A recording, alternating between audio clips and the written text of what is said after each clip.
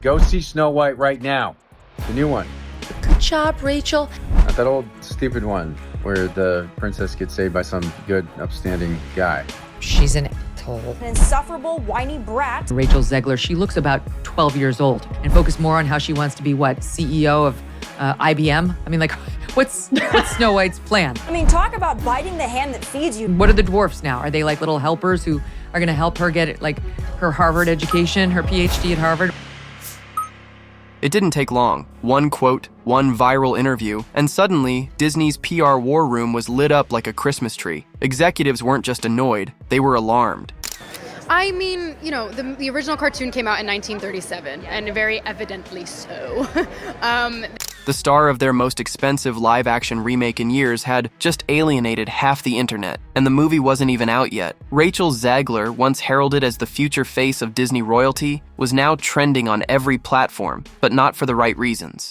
They have been making this film for a very long time because it's just been so scandalized. And so they had to basically put it on ice after people were firstly outraged by Rachel Zegler speaking ill about the prior film, the film that she was remaking. And it's such a weird thing for their whole pitch as feminists to be is like the best thing you can strive to be as a man. Everything will be great once we just act exactly like men. There's nothing special about being a woman. Let's just be men. It just doesn't feel like we're winning.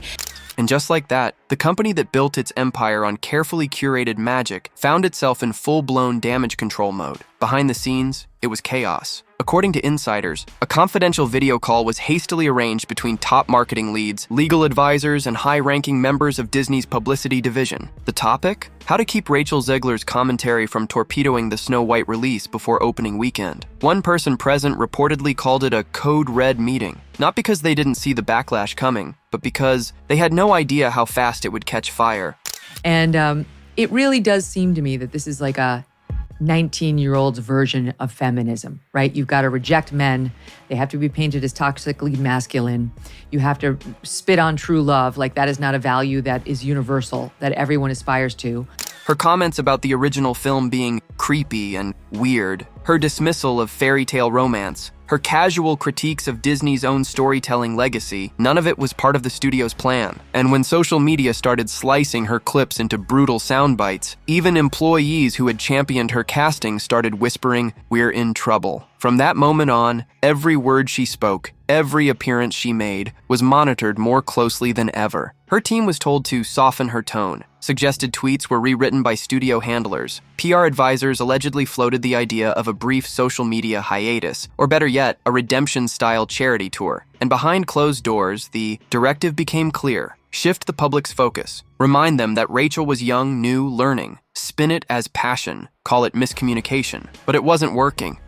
In this, and it's not just the actors, it's Disney fans. Disney fans are offended by Rachel Zegler's comments disrespecting the movie that made Disney. And this is why there is 1 million dislikes on this trailer, and it's a culmination. For every gentle tweet she posted, 1,000 people replied with memes of her slamming the original Snow White. Every positive press release was drowned out by viral videos of Rachel rolling her eyes during interviews. The backlash wasn't slowing down, it was gaining momentum, and no one in the studio knew how to stop it. The question looming over every PR strategy meeting wasn't, "Can we fix this?" It was far worse. Had the audience already made up their minds? The collapse didn't start with the film. It started with a smirk, a dismissive tone, and a few phrases that echoed like dynamite across the internet. Rachel Zegler was supposed to be Disney's next beloved princess, but long before Snow White ever hit theaters, she was already trending for all the wrong reasons. In interview after interview, she casually dismissed the 1937 classic that built the foundation of Disney animation. She called it weird, said the prince was a guy who literally stalks her, and insisted that this wasn't going to be a story about love, it was going to be a story about leadership. And just like that, the fairy tale started cracking. I don't need your business. You know what? Maybe Disney does. Maybe you're a tool, you're a pawn in this film. You didn't write it, you didn't direct it, you have nothing to do with the creation of Snow White. Right. You should shut up and do the job. The internet didn't need time to warm up. Clips of her interviews spread like wildfire on TikTok, YouTube, X, and Reddit, fueling the narrative that she wasn't honoring a legacy, she was tearing it down. Fans who grew up adoring Snow White didn't see empowerment in her words. They saw contempt. And it wasn't just casual fans noticing. Even Disney insiders were reportedly stunned at how far she was allowed to go off script. It's one thing to modernize the character, one former marketing exec said. It's another thing to insult the original audience while doing it. That's where the real backlash began. Not with the casting, not with the visuals, but with the feeling that the actress Disney had chosen to represent their most iconic princess didn't seem to like the princess, or the story, or the era, or the fans. And while Zegler later claimed her comments were taken out of context, it didn't matter. The clip spoke louder than any apology. In fact, there wasn't an apology. No heartfelt sit-down, no acknowledgement of tone, just more scripted talking points, more vague motivational quotes, more silence when people were demanding clarity. Inside Disney, there were debates about how to handle it. Yes, it's all Rachel Zegler and her behavior. And if it was just one comment, it probably would have been forgotten by now. But it was comment after comment, and it was pissing off everybody, pissing off old Disney fans, pissing off new Disney fans, pissing off Trump supporters, pissing off all of America. And it became such a disaster that they had to shut her up, which was the smartest move they made. Some executives wanted to bring in media trainers and have Rachel issue a carefully worded statement acknowledging the backlash and reaffirming her love for the original film. Others reportedly believed doing that would only escalate the situation and make her look weak, so they chose the middle ground. They let her keep talking and hoped people would move on. Spoiler alert, they didn't. Instead, every new appearance she made only reminded people why they were frustrated in the first place. And by the time the movie came out, the damage was done. The prince didn't save her, and neither did the PR team. The makeover began quietly. After weeks of viral backlash, Disney's PR team realized something had to change. Not the film, not the messaging, but Rachel. If they couldn't reverse the narrative, they'd try to rewrite her role in it. And so began the image rehab campaign, one that insiders now describe as desperate, calculated, and about 6 months too late. Step 1, soften the edges. Rachel's media training was reportedly intensified. Words like legacy, gratitude, and tradition started showing up in her press answers. Social posts pivoted from girl boss defiance to dreamy childhood, photos of her dressed as Disney princesses. She reposted fan edits, quoted Walt Disney, and even referenced her deep respect for the classics. But the audience wasn't buying it. She's gone on to talk about this film numerous times, how she once thought Snow White was creepy, she doesn't like the prince, she thinks she should get paid more because she has to wear that dress, she should get paid for streaming, for every hour she has to wear the dress. I mean, talk about biting the hand that feeds you. The internet saw through the transformation almost immediately. This isn't a comeback, one viral tweet read. It's a cover-up. TikTok stitched her new soundbites alongside her earlier jabs at the 1937 film, and the contrast was jarring. What was meant to look like growth came off as damage control, and to fans who felt betrayed by her earlier tone, it felt fake. Behind the scenes, Rachel's team allegedly proposed even bolder strategies. One idea involved her recording a mini documentary about the evolution of Disney storytelling, complete with tearful reflections and cameos from child fans. Another pitch suggested she visit hospitals in costume to reclaim the crown as a beloved Snow White. Disney reportedly shot down both. One executive called the documentary inauthentic by design. Another worried the hospital idea might backfire spectacularly if the public saw it as a calculated photo op. The irony? They were probably right. The studio also began shifting its promotional spotlight. In interviews, they steered focus toward Gal Gadot's performance, the film's costume design, and the visual effects. When Rachel did appear, the format changed. Fewer live interviews, more pre-scripted press junkets. Her responses started sounding like PR checklists. I loved playing Snow White. I grew up on this story. I'm honored to be part of Disney's legacy. It would have worked if it had come 6 months earlier. But by then, the backlash had hardened into perception, and perception is everything. There's something wrong with her. She's disturbed, she's unhappy, and she thinks it's about feminism and the patriarchy and about abortion. But the reality is she's just not stable, like the majority of people in Hollywood. They're just not stable human beings.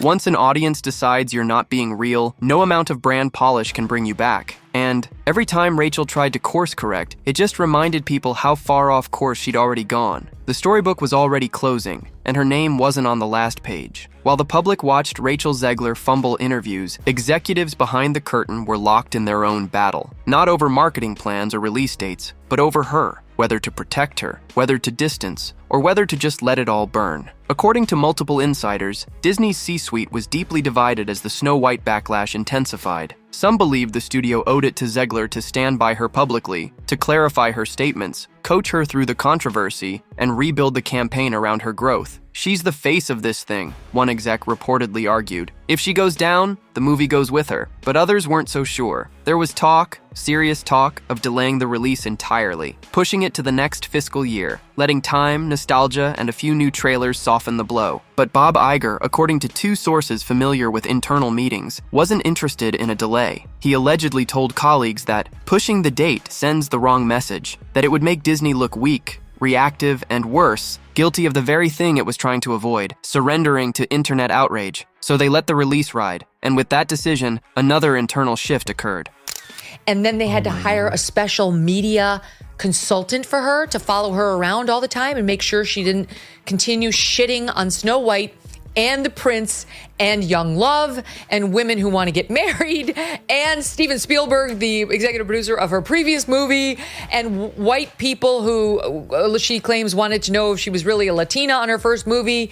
Like, the list was really long. The brand came first, not the actress, not the apology, not the redemption arc. From that point on, the goal wasn't to save Rachel's image, it was to protect Disney's. Marketing budgets were quietly restructured, new ad spots were cut without her voiceover. International campaigns leaned more heavily on visuals than dialogue, and whenever media outlets asked about her quotes, press teams redirected. The message to talent was subtle but clear: say less. The chaos also exposed how fragile Disney's modern playbook had become. For years, the studio relied on pristine image control and feel-good messaging to power billion-dollar box office streaks. But Snow White revealed a crack. This time, the backlash didn't come from conservative outlets or political pundits. It came from everyday fans, moms, kids, millennials who grew up loving Belle, Ariel, and Cinderella. And suddenly the executives who once signed off on progressive overhauls were asking a much more cynical question. Did we just bet our brand on the wrong horse? They didn't say it publicly, but you could feel it in every clipped interview, every pivoted headline, every quiet retreat from Rachel's spotlight. Inside the happiest place on earth, the mood was anything but. The most frustrating part for Disney's PR team? They weren't wrong. Their strategy on paper made sense. Recenter the conversation, dial back controversy, highlight the artistry, the scale, the visual splendor of a $250 million remake, distract the public long enough for nostalgia or curiosity to kick in. But here's what they didn't count on. The audience had already tuned out the noise and locked onto the narrative. Every move they made to rescue Rachel Zegler's image only deepened the skepticism. What can be said about this level of narcissism? Here, please, enjoy.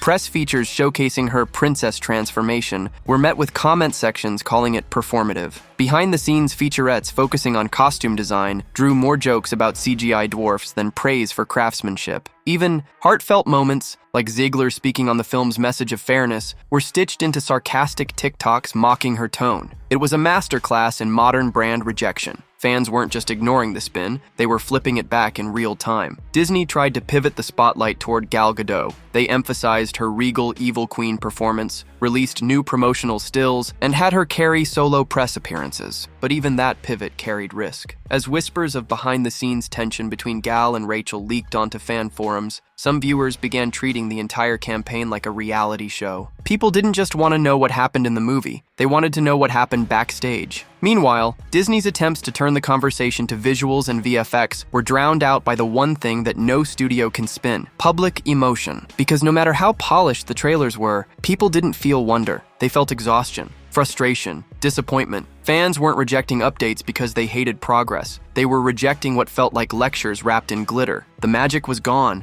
and no high-gloss ad campaign could bring it. Back in marketing meetings, there was talk of saturation fatigue. Executives realized that the more they tried to push Rachel's face in front of the camera, the more resistance they got. One insider put it bluntly: "Every time she speaks, we lose money." So they stopped letting her speak. The rollout became quieter, safer, emotionless. A movie that was once supposed to usher in a new era of princess storytelling had become a brand on mute. And the fans? They didn't just notice. They took it as proof that Disney no longer knew what its audience wanted, or worse, that it never cared to ask. doesn't sound like something a little kid would like. Was terrified of it. Never revisited Snow White again.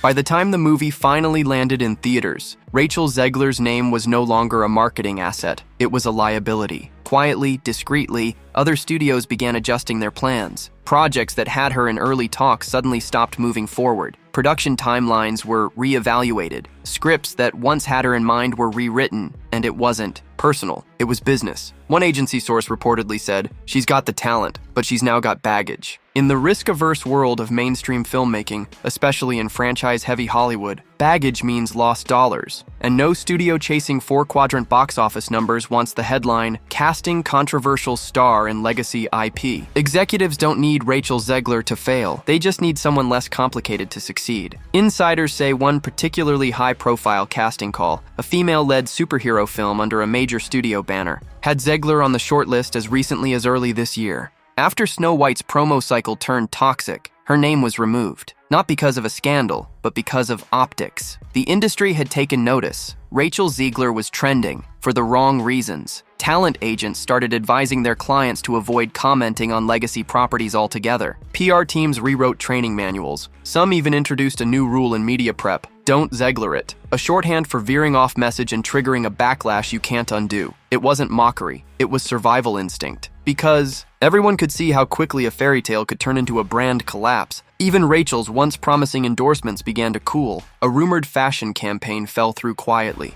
Have you ever considered that your fairy tales have actually stood the test of time because they are always relevant, because that is what a fairy tale is, because they have timeless, universal values and lessons that any person, regardless of their age, regardless of their generation, could connect to? That is why they are so important. That is why they have been around for hundreds of years. You didn't start these fairy tales. Grimm's fairy tales, that's where they came from. People love these for a reason, because of the values. A Broadway revival that had her name attached is now in limbo, and in industry trade publications, the words radioactive, overexposed, and reputation risk started creeping into opinion columns. She wasn't just caught in a PR storm, she was becoming a warning, and that's the part of the story that stings the most. Zegler's talent wasn't the issue. Her voice, her stage presence, her screen charisma, those things didn't disappear. But in a media cycle dominated by optics and algorithms, perception becomes reality. And the reality was simple. She made too many wrong moves, in front of too many cameras, at exactly the wrong time. And now the industry was moving on, quietly, carefully, and without looking back. Because in Hollywood, you don't get many chances to be the next big thing. And when the spotlight turns cold, it turns fast. In the aftermath, as the smoke settled and the reviews rolled in, the conversation inside Hollywood shifted from what happened to what could have saved it. Could Disney have prevented this implosion? Could Rachel Zegler have avoided becoming a cautionary tale? Was there ever a window before the backlash hardened when the story could have changed? According to several insiders, the answer is yes, but only if the studio had acted fast and fearlessly. One former publicist close to the campaign said it plainly: this was salvageable, but they waited too long, and when they finally tried to fix it, they went soft. Instead of addressing the controversy head-on, Disney let it fester. Instead of guiding Rachel through it, they let her speak without a net. Instead of issuing a single, well-timed apology that acknowledged fans' feelings, they pushed her into a media blitz full of corporate scripts and vague sentimentality. They wanted the backlash to go away on its own, but the internet doesn't. Forget.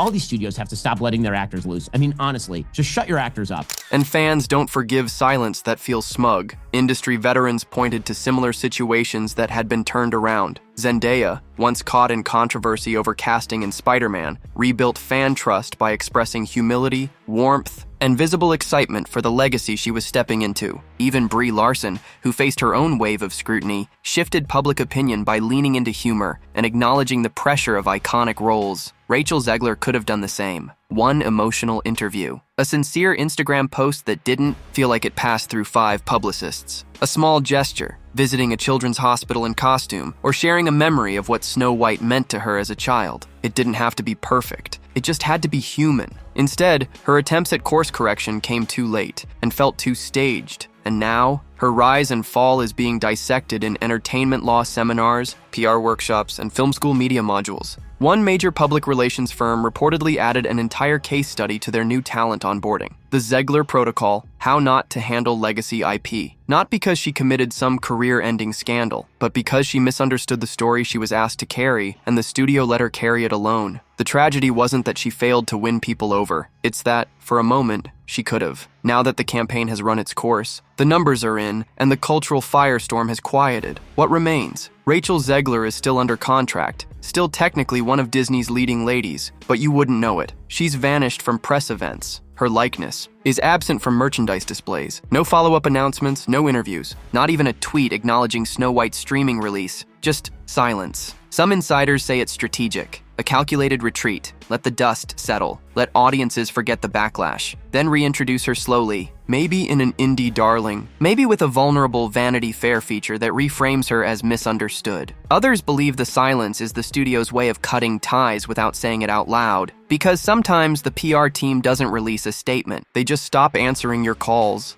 The status of Disney's multi-picture contract with Zegler remains a mystery. Technically, she's still attached to future projects, but according to sources, there's been internal discussion about dissolving the deal quietly. You can't sell fairy tales with friction, one exec reportedly said. And right now, she's not what parents want their kids associating with a princess. It's harsh, but that's Hollywood. The industry that once anointed Zegler as the next great starlet now refers to her, privately, as a PR landmine, not because of talent, not even because of malice, but because she didn't understand the assignment, and the studio that hired her was too slow to course correct when things went sideways. Still, some voices inside the industry aren't ready to write her off. She's young, she's gifted, and this could be the making of her, not the end, said one filmmaker who's reportedly reached out about a smaller, character-driven film. If she finds a role that lets her be raw and real, she could flip the narrative, but she has to want that. The bigger question now isn't about Snow White. It's about what this saga means for Disney, and for other actors walking into legacy roles. Will studios start clamping down harder on what talent can say? Will they revert to nostalgia-based marketing with tighter reins? Or will they finally learn the lesson? Don't tell audiences what to think. Make them feel something instead. Because, in the end, it wasn't one soundbite that sunk the ship. It was 1,000 small misreads, 1,000 missed moments to connect. And when the curtain finally fell, all that remained was a young actress, standing in the ruins of a role that should have been her crowning moment. The magic didn't disappear. The story just got lost in translation. So what do you think? Was Rachel Zegler simply miscast in a role that came with too much legacy pressure? Or did the studio fail to guide her when it mattered most? Could Disney have saved the story if they'd stepped in sooner? Or was the backlash inevitable from the moment the first clip aired? Drop your thoughts in the comments. We want to hear what you would have done